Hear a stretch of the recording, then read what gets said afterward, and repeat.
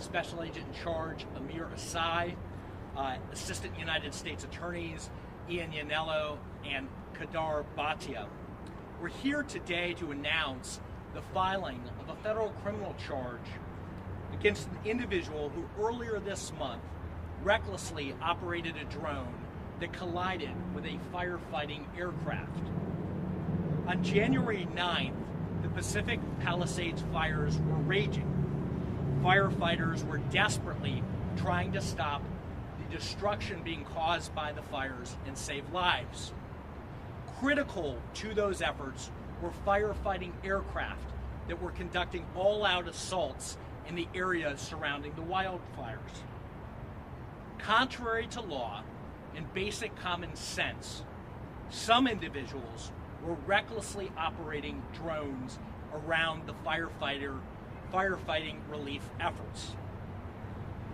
They were operating drones in areas specifically being used by firefighting aircrafts conducting assaults against the fires. Today, we announce the filing of a federal criminal charge against one individual who was engaged in that conduct, a Los Angeles area man who launched a drone, lost sight of it, and that drone eventually collided with a Super Scooper firefighting aircraft, one of the most important firefighting aircrafts in the firefighting arsenal. After an intense and in-depth investigation by the FBI, federal prosecutors today filed a criminal charge against Peter Tripp Ackerman. Mr. Ackerman has agreed to accept responsibility and plead guilty to one count of unsafe operation of an unmanned aircraft. As part of his plea agreement, Mr. Ackerman admitted that he acted recklessly, and his conduct posed an imminent threat to firefighting crews. Once he enters his guilty plea, Mr. Ackerman will face up to 1 year in federal prison. The ultimate sentence imposed will be up to a federal judge at the time of sentencing. As part of his plea agreement, Mr. Ackerman has agreed to pay full restitution to the government of Quebec, which supplied the plane, as well as an aircraft repair company that repaired the aircraft. That amount is estimated to be around $65,000. Mr. Ackerman has agreed to complete 150 hours of community service that is directed at wildfire relief efforts here in Southern California. In documents filed this morning, Mr. Ackerman admitted to serious facts and serious conduct, including that he recklessly operated the drone, and that drone posed an imminent safety hazard to the crew of the Super Scooper airplane. Mr. Ackerman admitted that on January 9th, while the Pacific Palisades Fire still raged, he went to the top of a parking garage at the 3rd Street Promenade in Santa Monica. He launched a drone from that location and flew it around where the wildfires were raging in an effort to observe the damage. The drone flew about 1.5 miles until he lost sight of the drone. While he was flying the drone, it collided with the Super Scooper carrying 2 crew members who were attempting to fight the blaze. The impact caused a 3x6 hole in the left wing of the aircraft.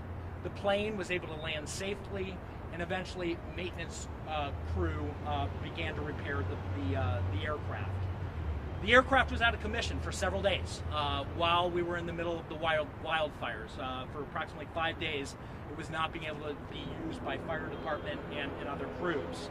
The fire department wasn't able to use that plane to fight the fires for approximately 5 days. Flying drones during times of emergency poses an extreme threat to our firefighting personnel who are out there trying to help people. Flying drones during emergency compromises the ability of police and our firefighters to conduct emergency operations. As this case demonstrates, if you fly a drone around wildfires and you do so recklessly, law enforcement is going to find you and we're going to hold you accountable. I want to thank our firefighters, our first responders who are out there on the line every day trying to protect the public and do their jobs. I want to thank the FBI, the Department of Transportation, OIG, the FAA, and CAL FIRE, as well as the LA Fire Department for their partnership in bringing this important case. A message here is deterrence to the public that, again, do not fly drones in areas where firefighters are raging. And I also want to thank the AUSAs who are responsible for the prosecution, Assistant U.S. Attorneys Kadar Bhatia, Ian Yanello, and our partners, again, at the FBI for all their good work. With that, I'll turn it over to Assistant Director in Charge, Akil Davis.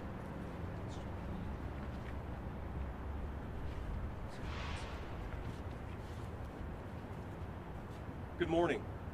My name's Akil Davis. I'm the Assistant Director in Charge of the FBI's Los Angeles Field Office. We're here today to talk about a defendant taking responsibility for flying a drone that collided with a firefighting aircraft.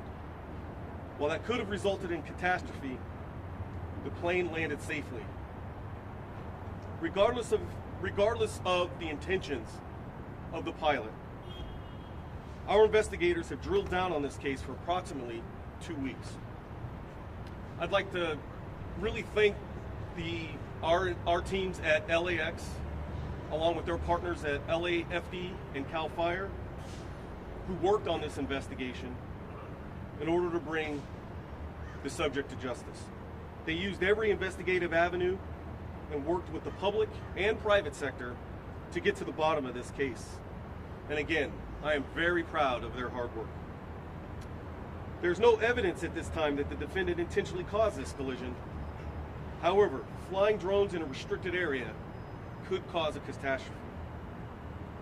Going forward, we're going to be dealing with more drones, and the likelihood of a disastrous result will increase.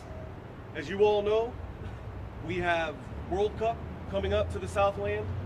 We have the Super Bowl followed on that, and then culminating in 2028 with the Olympics. All of those events will bring significant drone activity in which the FBI stands at the ready to investigate those crimes with our counter-UAS, our counter-drone task force, and our ground intercept teams. The FAA has very strict guidelines about registering drones and where drones can be flown.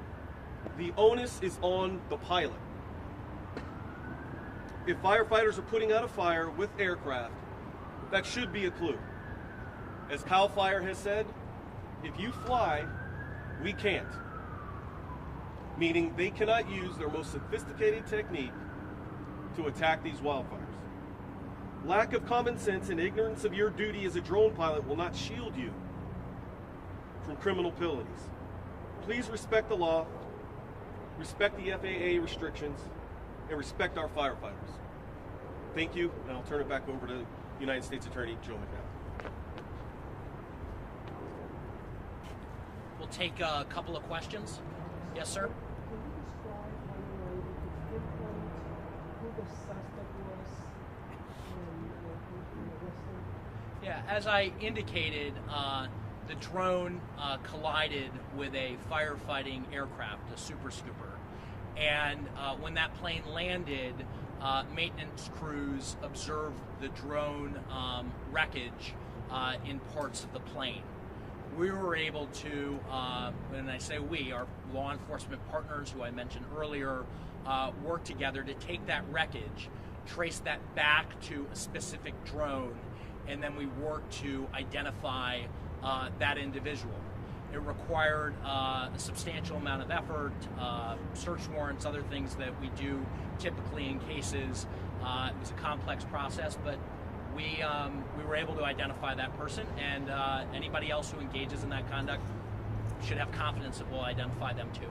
Was the subject like a Yeah. stringer? Yes, sir. To get video? Was the suspect like trying to get video for his own personal use, or was he trying to sell it? Anything you can tell us about the Yeah, person? my understanding was, like a lot of individuals, he was curious about what was happening in that area. If we go back to January 9th, the roads in those areas were closed. It was restricted area, and people wanted to see, for a variety of reasons, the carnage that was happening in Southern California. And my understanding, my take from the case is that was his intent. The problem with that starts off as curious conduct, is with the amount of firefighting planes you have in that area dropping so they can get water in the Pacific Ocean, it interferes with those operations. And so it's not the time to fly drones anytime that we have these emergencies in Southern California. Can you elaborate on how? Did he lose Yes, ma'am. visual sight? So my understanding is that under FAA regulations, you have to register your drone under certain circumstances. I don't have any information as to whether or not he had a license or whether he would have needed one under those circumstances. Can you elaborate on the reaction of the suspect when he was contacted by you guys? Well, I'll highlight the fact that he has agreed to plead guilty and accept responsibility, which I think is important here. He was ultimately contacted in connection with the conduct, and we've reached an agreement where he's agreed to accept responsibility through a plea where he does face prison time. He's agreed to pay full restitution, and he has agreed to commit himself approximately 150 hours of community service in wildfire relief. Did he actually lose sight of where he was operating? Was he even able to operate the drone effectively during the collision? Yes, as I indicated before, he launched it from the 3rd Street Promenade, and then it was about a mile and a half where he flew it to, and he lost sight of the drone. Was he able to control it at all? Do we know? I'm sorry? Was he able to control the aircraft at all? I'm not going to get into whether or not he was able to control it. I mean, what I would say is that he hit a firefighting aircraft, and so in my view, he was being reckless and that he couldn't see it, and he was in an area that he shouldn't have been. Other questions? Do you know what kind of Did drone this was it? event prevent other similar aircraft from their firefighting efforts that night? I didn't hear your question. Did that event prevent other similar aircraft from their firefighting efforts that night? So my understanding is it did not stop other aircraft from continuing to operate. It did stop that aircraft from operating from about January 9th to January 14th. And the additional context I'll give there is this is a plane from Quebec. So we're short on equipment. We're in the largest wildfire ever to hit Southern California. We need all the planes that we can have at the time, and now we have one down for five days. So specifically, no, there were other aircraft that flew that day, but this one's down for 5 days, and that has a real impact on operations. Nowadays, there's a large variety of it. What was the maximum sentence he could have gotten? So we have brought the most serious provable offense that we have evidence of right now, and that is an offense where I referenced earlier, reckless operation of an unmanned aircraft that carries a term of up to 1 year imprisonment. That's a charge that's supported by the facts. Nowadays, there's a large variety of drones available to the public. Do we know what kind of drone it was?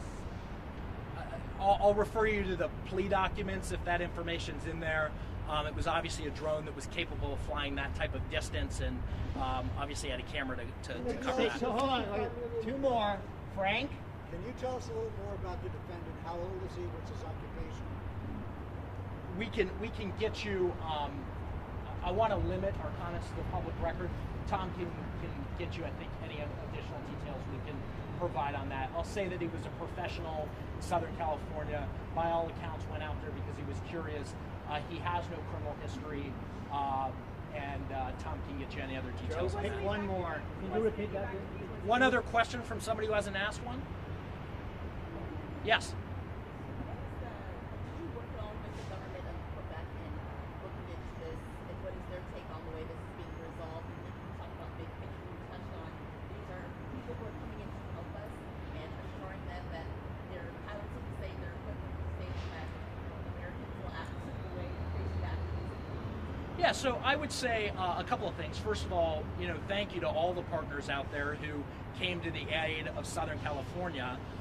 Second, we responded by protecting planes and our firefighting personnel, and when I say we, really the leadership of the FBI, FAA, DOT, by deploying counter-drone surveillance teams that were out there detecting drones and making contact with any individual flying in the zone. And so we've been proactive about taking measures to stop that conduct. And then I think the third level of that is, again, the message here is deterrence. If you do this, we are going to track you down and you are going to be prosecuted. And so government agencies that give assets should have confidence that we are going to support them and make sure their people are safe by being proactive with counter surveillance and also prosecuting people who engage in this conduct. And so I think by those two steps, I can say with confidence that our firefighter personnel are safer. Thank you very much. Thank you. The news release has been issued. The documents, charging document, and the plea agreement were attached. If you didn't get it, come see me. And again, we expect the defendant to make his first appearance in Roybal, 2 blocks east of here, hopefully at 1 o'clock. But, you know, it's court. We'll see how that goes. Thank you. Thank you.